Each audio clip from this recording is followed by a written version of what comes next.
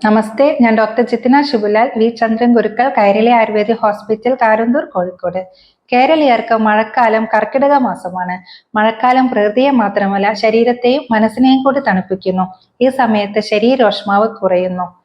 Digestive power അല്ലെങ്കിൽ ദഹനശക്തി കുറയുന്ന ഒരു സമയമാണിത്.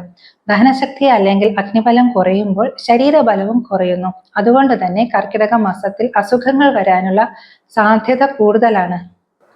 ആർത്രൈറ്റിസ് അല്ലെങ്കിൽ വാതരോഗങ്ങളും കൂടാനുള്ള സാധ്യതയുണ്ട്. അതുകൊണ്ട് രോഗങ്ങൾ വരാതിരിക്കാനും കുറയ്ക്കാനും കർക്കിടക സമയത്ത് ചെയ്യുന്ന ചികിത്സയ്ക്ക് ഏറെ പ്രാധാന്യമുണ്ട്.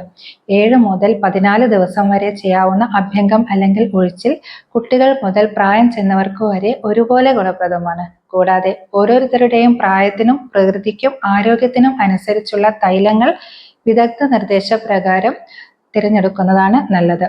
വിധിപ്രകാരം തയ്യാറാക്കുന്ന ദാനോന്തരം തൈലം ഈ ഒരു സമയത്ത് തേച്ചു കുളിക്കുന്നത് ഏറെ ഗുണം ചെയ്യും.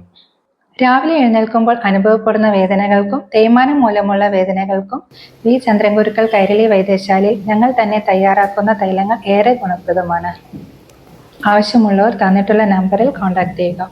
ആമവാദം, രക്തവാദം, നടുവേദന, കഴുത്തുവേദന, മുട്ടുവേദന ഉൾപ്പെടെയുള്ള വേദനകൾ അനുഭവിക്കുന്നവർ അതിനുള്ള ചികിത്സയ്ക്കും വിവരങ്ങൾക്കും കോൺടാക്ട് ചെയ്യുക.